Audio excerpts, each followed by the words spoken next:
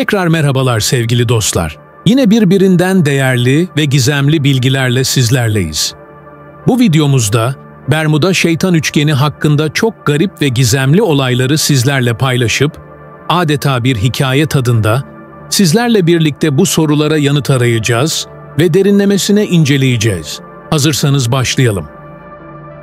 Emekli Deniz Kuvvetleri Komutanı Oğuz Kağan Yılmaz'ın 40 yıllık araştırmasında bulduğu en şaşırtıcı gerçek neydi? TCG Yavuz gemisinin 1983'te karşılaştığı gizemli olay neydi ve mürettebat nasıl kurtuldu? Karadeniz'deki kayıp sular bölgesi ile Bermuda Şeytan Üçgeni arasındaki bağlantı nedir? Dr. Tony Cook'un keşfettiği manyetik düğümler teorisi neyi açıklıyor? Osmanlı gemisi Rüzgarı Bahri'nin son telsiz mesajında bahsettiği tuhaf ışıklar neydi? Sinop açıklarındaki kara delik olarak bilinen bölgede ne bulundu? İstanbul Boğazı'ndaki manyetik anomalilerin sırrı nedir? Kandilli açıklarında keşfedilen ve balıkçıların asırlardır uzak durduğu bölgenin gizemi ne? Piri Reis'in haritasında işaretlediği gizemli noktalar neyi gösteriyordu? Çarşı başında yaşlı balıkçı Tahir Reis'in gördüğü denizin ortasında açılan kapı neydi? Gölcük'teki gizli araştırma laboratuvarında yapılan deneyler neyi kanıtladı?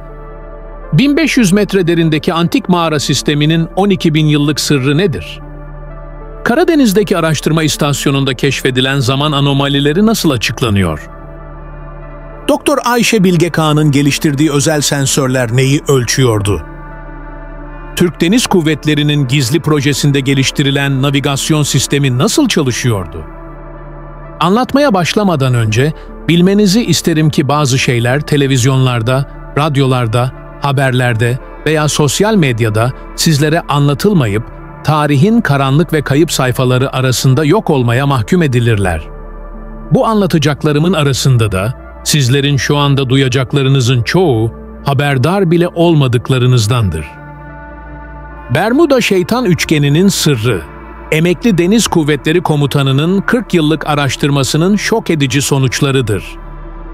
40 yıl, tam 40 yıldır bu gizemi çözmeye çalışıyorum. Şimdi, İstanbul Deniz Müzesi'nin sessiz koridorlarında yürürken, 1983 yılında başlayan bu yolculuğun sonuna geldiğimi hissediyorum. Ben, Oğuz Kağan Yılmaz, Emekli Deniz Kuvvetleri Komutanı. Sizlere anlatacağım hikaye, sadece Bermuda Şeytan Üçgeni'nin sırlarını değil, aynı zamanda insanlık tarihinin en büyük gizemlerinden birini de aydınlatacak. Her şey, 1983 yılının kasvetli bir Kasım sabahında, Gölcük deniz üssünde aldığım bir telefonla başladı. Henüz 28 yaşında, genç bir deniz subayıydım. Telefonun diğer ucundaki ses, TCG Yavuz gemisinin kaptanı, Yüzbaşı Alp Arslan Kayı'ya aitti. Sesindeki tedirginlik hala kulaklarımda çınlıyor. "Komutanım, bir şey var. Burada, koordinatlarımızda açıklanamayan bir şeyler oluyor," dedi. O zamanlar Marmara Denizi Araştırma Merkezi'nde görevliydim. Oşinografi ve deniz jeolojisi üzerine çalışmalar yapıyorduk. Alp'in bahsettiği koordinatlar tam da bizim araştırma sahamızdaydı. Fakat o gün yaşayacaklarımız tüm bilimsel teorilerimizi alt üst edecekti. TCG Yavuz, rutin bir keşif görevi sırasında Bermuda Şeytan Üçgeni'nin tam merkezinde yer alan bir noktada tuhaf manyetik okumalar almaya başlamıştı. Geminin tüm elektronik sistemleri bir anda çökmüş, pusula çılgınca dönmeye başlamıştı. Daha da tuhafı, geminin etrafında açıklanamayan ışık huzmeleri görülüyordu. O gün hemen bir helikopterle bölgeye intikal ettim. Yanımda uzun yıllardır beraber çalıştığım jeofizik uzmanı Dr. Bilge Tony Cook da vardı. Helikopterden gördüğümüz manzara bugün bile tüylerimi diken diken ediyor. Denizin üzerinde yaklaşık 500 metre çapında bir alan adeta kaynıyordu. Su yüzeyinde spiral şeklinde dönen bir akıntı oluşmuştu ve merkezinde koyu lacivert bir girdap vardı. Dr. Tony Cook'un yanında getirdiği manyetometre çılgınca değerler gösteriyordu. Normal şartlarda 25-65 mikrotesla arasında olması gereken Manyetik alan değerleri burada 2000 mikrotesla'ya kadar çıkıyordu. Bu, dünyanın manyetik alanının yaklaşık 40 katı demekti. TCG Yavuz'a yaklaştığımızda, mürettebatın yüzündeki şaşkınlık ve korku ifadesini hiç unutamıyorum. Geminin elektronik sistemleri tamamen çökmüştü. GPS çalışmıyor, telsiz iletişimi sağlanamıyor. Hatta basit bir pusula bile doğru çalışmıyordu. O gün başlayan araştırmam, beni dünya üzerindeki en gizemli bölgelerden biri olan Bermuda Şeytan Üçgeni'nin derinliklerine sürükledi. Yıllar içinde topladığım belgeler, tanık ifadeleri ve bilimsel veriler, insanlığın bugüne kadar göz ardı ettiği bir gerçeği ortaya çıkardı. Şimdi 40 yıllık araştırmamın sonuçlarını sizlerle paylaşmaya hazırım. Bu hikaye sadece bir denizcinin anıları değil, aynı zamanda insanlık tarihinin en büyük gizemlerinden birinin çözümü olacak. Anlattıklarım bazılarına inanılmaz gelebilir ama her kelimesi gerçek ve belgelenmiş olaylara dayanıyor. Size aktaracağım bilgiler, Türkiye Cumhuriyeti Deniz Kuvvetleri'nin gizli arşivlerinden, NASA'nın classified dosyalarından ve dünyanın dört bir yanındaki denizcilik kurumlarının kayıtlarından derlenmiştir. Her bir detay titizlikle doğrulanmış ve cross-check edilmiştir. Bermuda Şeytan Üçgeni'nin sırları sandığımızdan çok daha derinlerde yatıyor. Ve bu sırlar, insanlık tarihinin en büyük bilmecelerinden birini çözme potansiyeline sahip. Şimdi size bu 40 yıllık araştırmanın her detayını hiçbir şey saklamadan anlatacağım. 1983'teki o olaydan sonra hayatımı bu gizemi çözmeye adadım. İlk durağım İstanbul Üniversitesi Deniz Bilimleri Enstitüsü'ydü. Dr. Tony Cook'la birlikte Marmara Denizi'nde gözlemlediğimiz manyetik anomalileri araştırmaya başladık. Fakat asıl şaşırtıcı keşfimiz Osmanlı denizcilik arşivlerinde karşımıza çıktı. 1876 yılına ait bir belgede Kaptanı Derya Hobart Paşa'nın ilginç bir raporu vardı. Bermuda Şeytan Üçgeni'nde kaybolan bir Osmanlı ticaret gemisinden bahsediyordu. Geminin adı Rüzgarı Bahri'ydi ve mürettebatında 23 Türk denizci bulunuyordu. Gemi, New York'tan İstanbul'a dönerken bugün Bermuda Şeytan Üçgeni olarak bilinen bölgede kaybolmuştu. Hobart Paşa'nın raporunda en dikkat çekici detay geminin son telsiz mesajıydı. Gökyüzü berrak, deniz sakin. Fakat pusulamız çılgınca dönüyor. Tuhaf ışıklar görüyoruz. Allah'ım, bu da ne? Ve sonra tam bir sessizlik. Bu rapor beni daha da derinlere itti. Araştırmalarımı genişlettim ve Türk Deniz Kuvvetleri'nin gizli arşivlerine erişim izni aldım. 1950'lerden 1980'lere kadar Bermuda Şeytan Üçgeni'nde kaybolan gemiler ve uçaklarla ilgili tüm raporları inceledim. 1962 yılında Türk Hava Kuvvetleri'ne ait bir C-47 nakliye uçağı bölgeden geçerken benzer olaylar yaşamıştı. Pilot binbaşı Kürşad Alp'in son telsiz mesajı da neredeyse aynıydı. Pusulalarımız çalışmıyor. Gökyüzünde açıklanamayan ışıklar var. Yönümüzü kaybettik. Bu olayların ortak noktası, hepsinde güçlü manyetik anomaliler ve açıklanamayan ışık fenomenlerinin varlığıydı. Dr. Tony Cook'la birlikte bu verileri modern bilimsel teorilerle karşılaştırmaya başladık. Jeofizik, oşinografi ve atmosfer bilimi alanlarında çığır açıcı keşifler yapıyorduk. 1985 yılında Çanakkale Boğazı'nda benzer bir anomali tespit ettik. Boğazın belirli bir noktasında deniz tabanından kaynaklanan güçlü bir manyetik alan vardı. Bu keşif bizi yeni bir teoriye yönlendirdi. Acaba dünya üzerinde Bermuda Şeytan Üçgeni'ne benzer başka sıcak noktalar var mıydı? Araştırmalarımızı Karadeniz'e kadar genişlettik. Sinop açıklarında yerel balıkçıların kayıp sular dedikleri bir bölge vardı. Burada da benzer manyetik anomaliler tespit ettik. Balıkçılar yıllardır bu bölgeden uzak duruyorlardı. Çünkü pusulalarının çalışmadığını ve teknelerinin motorlarının durduğunu söylüyorlardı. 1987'de NASA'dan ilginç bir rapor geldi. Uydu görüntüleri, Bermuda Şeytan Üçgeni üzerinde periyodik olarak oluşan termal anomaliler gösteriyordu. Bu anomaliler, bizim Marmara'da gözlemlediğimiz olaylarla şaşırtıcı benzerlikler taşıyordu. Dr. Tony Cook'la birlikte bir teori geliştirdik. Bu anomaliler, yerkürenin derinliklerinden gelen jeomanyetik güçlerle ilgiliydi.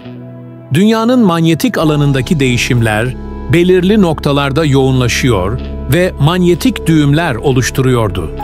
Bu düğümler, elektronik cihazları etkiliyor ve doğal pusulaları şaşırtıyordu. Fakat bu teori, gördüğümüz ışık fenomenlerini açıklamıyordu. İşte tam bu noktada antik Türk kaynaklarında ilginç bir bilgiye rastladık.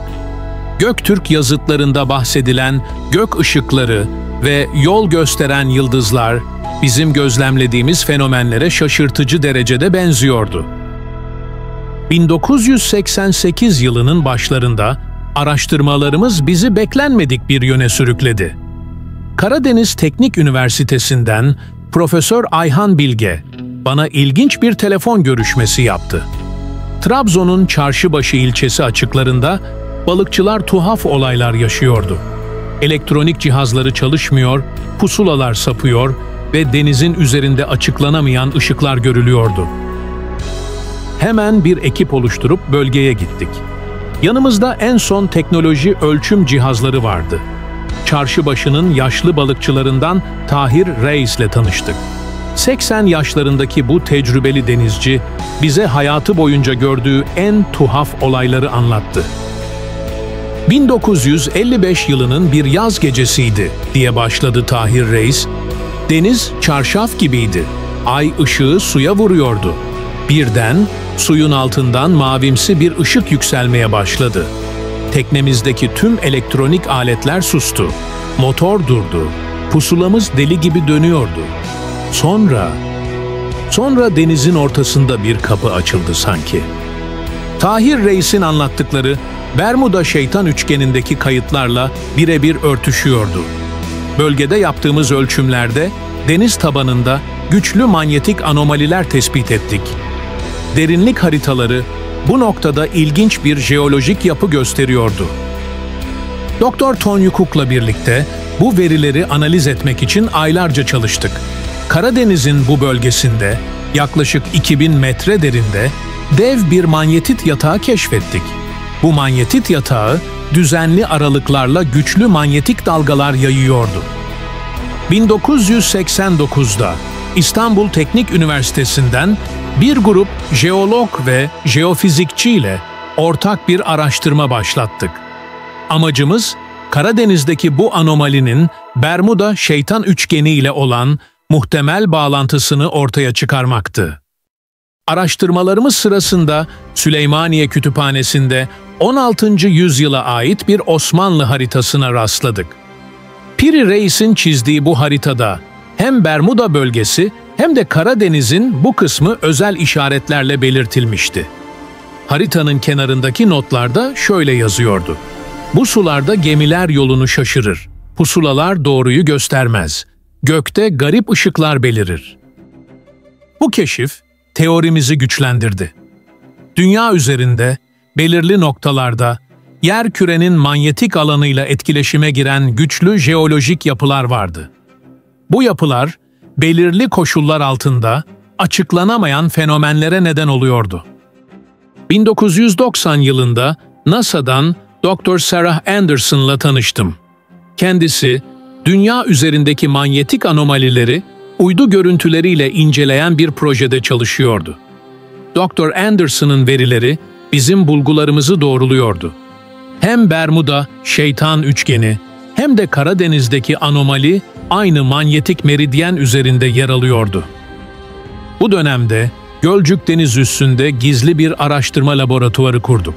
Amacımız manyetik anomalilerin elektronik cihazlar üzerindeki etkisini incelemekti. Deneyler sırasında şaşırtıcı sonuçlar elde ettik. Güçlü manyetik alanlar sadece elektronik cihazları etkilemekle kalmıyor, aynı zamanda suyun moleküler yapısını da değiştiriyordu. Dr. Tony Cook'un geliştirdiği bir teori olayları açıklamaya başlamıştı. Yerkürenin belirli noktalarında derin jeolojik yapılar, düzenli aralıklarla manyetik patlamalar yaratıyordu. Bu patlamalar deniz suyunda mikroskobik girdaplar oluşturuyor ve elektromanyetik dalgalar yayıyordu. 1991 yılının soğuk bir Aralık sabahı masama ilginç bir dosya geldi. ABD donanmasından gelen bu gizli belgeler, 1945 yılında kaybolan meşhur Flight 19 vakasıyla ilgiliydi.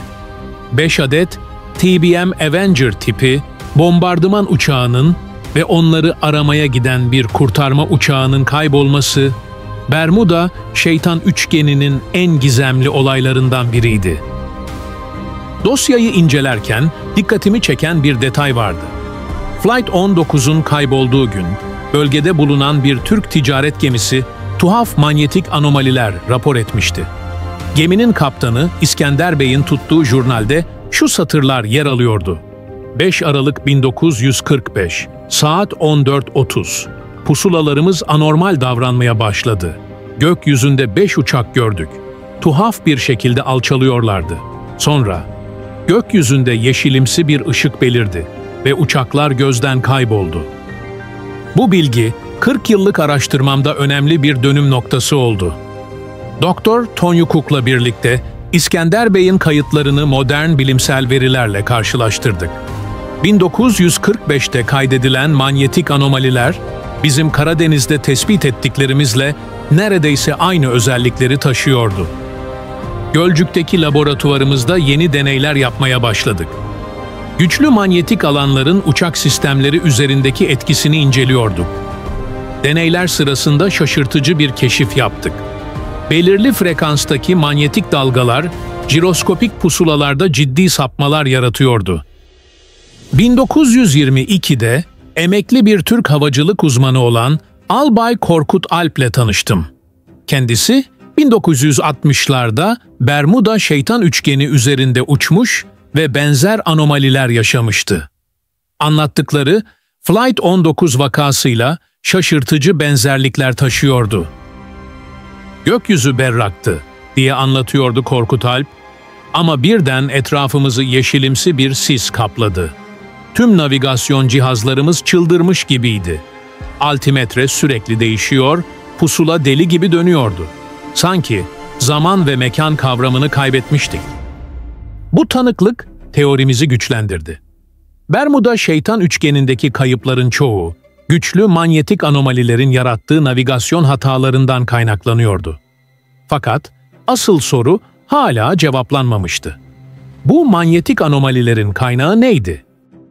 NASA'dan aldığımız uydu görüntüleri, bölgede düzenli aralıklarla oluşan termal anomaliler gösteriyordu.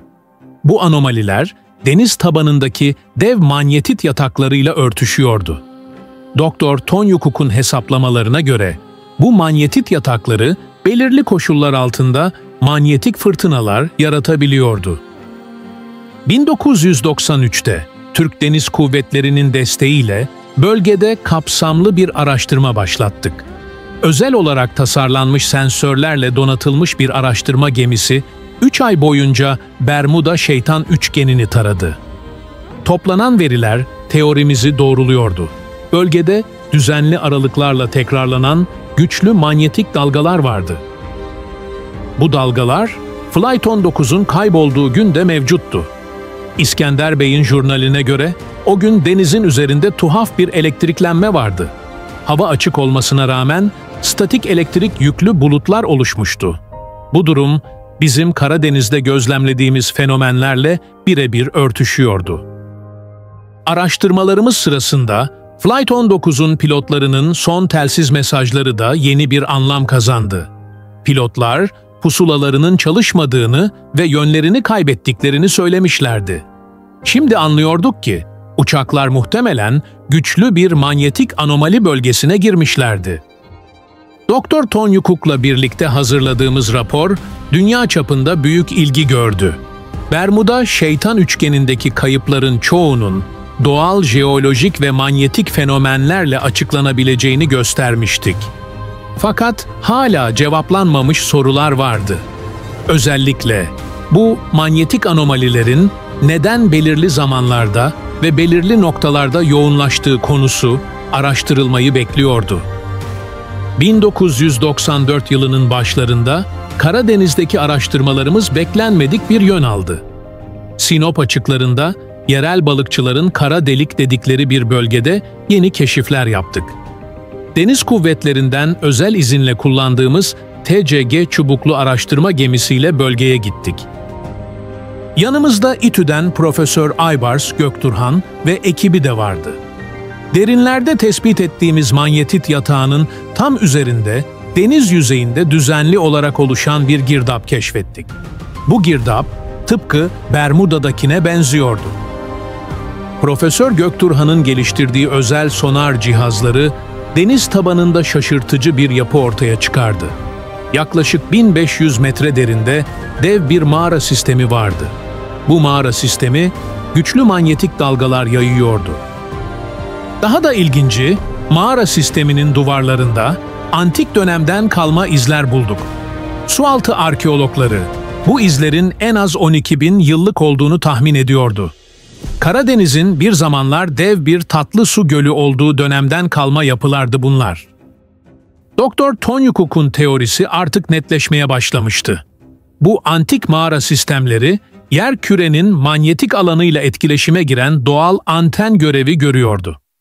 Bermuda'daki kayıpların çoğu, bu manyetik etkileşimin yarattığı anomalilerden kaynaklanıyordu.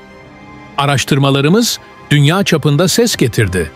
National Geographic, Discovery Channel ve BBC gibi kuruluşlar bizimle röportajlar yapmak için sıraya girdi.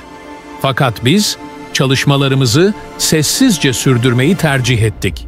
Çünkü her yeni keşif bizi daha da şaşırtıcı sonuçlara götürüyordu. Karadeniz'deki mağara sisteminin Bermuda şeytan üçgeni ile bağlantısı artık yadsınamaz bir gerçekti. Her iki bölgede de aynı jeolojik yapılar, aynı manyetik anomaliler ve aynı gizemli olaylar yaşanıyordu. İnsanlık tarihinin en büyük gizemlerinden biri yavaş yavaş çözülmeye başlıyordu. 1995 yılında araştırmalarımız yeni bir boyut kazandı. Türk Silahlı Kuvvetleri'nin gizli bir projesinde görev aldım. Amacımız, Karadeniz'deki manyetik anomalileri kullanarak yeni bir navigasyon sistemi geliştirmekti. Projede Orta Doğu Teknik Üniversitesi'nden Dr. Ayşe Bilge Kağan ve TÜBİTAK'tan bir ekip de yer alıyordu. Gölcük'teki laboratuvarımızda manyetik anomalileri tespit edebilen özel sensörler geliştirdik. Bu sensörler, gemilerin ve uçakların güvenli geçiş yapabilecekleri rotaları belirleyebiliyordu. Çalışmalarımız sırasında İstanbul Boğazı'nda da benzer manyetik anomaliler keşfettik. Özellikle Kandilli açıklarında, deniz tabanında güçlü manyetik dalgalar yayan bir yapı vardı. Yerel balıkçılar yüzyıllardır bu bölgeden uzak duruyorlardı. Dr. Kaan'ın laboratuvarında yaptığımız deneyler şaşırtıcı sonuçlar verdi. Manyetik anomalilerin yoğun olduğu bölgelerde zaman algısında küçük sapmalar oluyordu. Atomik saatler bile bu bölgelerde farklı çalışıyordu. Bu keşif, Bermuda şeytan üçgenindeki kayıpların bir başka boyutunu açıklıyordu. Güçlü manyetik alanlar, sadece navigasyon sistemlerini değil, aynı zamanda zaman algısını da etkiliyordu. Kayıp uçak ve gemilerin mürettebatı muhtemelen bu zaman anomalilerinden etkilenmişti. 1996'da NASA'dan yeni uydu görüntüleri aldık. Bu görüntüler hem Bermuda hem de Karadeniz'deki anomali bölgelerinde, atmosferin üst katmanlarında tuhaf enerji dalgalanmaları gösteriyordu. Bu dalgalanmalar, yerkürenin manyetik alanıyla etkileşime giriyordu. Dr. Tonyukuk'un teorisi artık tamamlanmıştı. Dünya üzerinde belirli noktalarda, yer altındaki manyetit yatakları, atmosferdeki enerji dalgalarıyla etkileşime giriyor ve geçici manyetik tüneller oluşturuyordu. Bu tüneller, elektronik cihazları etkisiz hale getiriyor ve zaman-mekan algısını bozuyordu. Şimdi 2023 yılında İstanbul Deniz Müzesi'nin sessiz koridorlarında yürürken 40 yıllık araştırmamın sonuçlarını düşünüyorum. Bermuda Şeytan Üçgeni'nin gizemi, sandığımız kadar karmaşık değildi aslında. Doğanın kendi içindeki muhteşem düzenin bir parçasıydı. Son 20 yılda teorilerimiz dünya çapında kabul gördü. Geliştirdiğimiz erken uyarı sistemi, binlerce geminin ve uçağın güvenli geçişini sağladı. Karadeniz'deki araştırma istasyonumuz, dünyanın dört bir yanından bilim insanlarını ağırlıyor. Dr. Tony Cook'la birlikte yazdığımız son makale, Nature dergisinde yayımlandı. Makalede, manyetik anomalilerin nasıl öngörülebileceğini ve bunlardan nasıl kaçınılabileceğini detaylı şekilde anlattık. Artık hiçbir gemi ya da uçak, bu doğal fenomenin kurbanı olmak zorunda değil. Bermuda Şeytan Üçgeni'ndeki kayıpların sırrı aslında yerkürenin derinliklerinde yatıyordu. Antik dönemlerden beri var olan bu doğal sistem, modern teknolojimizle etkileşime girdiğinde beklenmedik sonuçlar doğuruyordu. Şimdi emeklilik günlerimde genç bilim insanlarına bu araştırmanın detaylarını aktarıyorum. Her yıl dünyanın dört bir yanından öğrenciler bizim keşfettiğimiz yolu takip ediyor. Karadeniz'deki araştırma istasyonumuz sürekli yeni keşiflere ev sahipliği yapıyor. 40 yıl önce Gölcük'te başlayan bu yolculuk, insanlık tarihinin en büyük gizemlerinden birini çözmekle sonuçlandı. Artık biliyoruz ki, Bermuda Şeytan Üçgeni'nin sırrı, doğanın kendi içindeki muhteşem dengenin bir parçası. Ve bu denge, bizim anlayabileceğimiz ve kontrol edebileceğimiz bir şey. Son olarak, tüm bu araştırma sürecinde kaybettiğimiz denizcileri ve pilotları anmak istiyorum. Onların fedakarlıkları sayesinde bugün bu gizemi çözebilmiş durumdayız. Artık hiçbir aile, sevdiklerini bu gizemli sularda kaybetmek zorunda değil. Ve belki de en önemlisi, bu araştırma bize gösterdi ki, doğanın en büyük gizemleri bile sabır ve bilimsel yaklaşımla çözülebilir. Yeter ki doğru soruları sormayı ve cevapları aramayı bilelim. Sizlerin sorularını ve düşüncelerini yorumlardan bekliyor olacağım.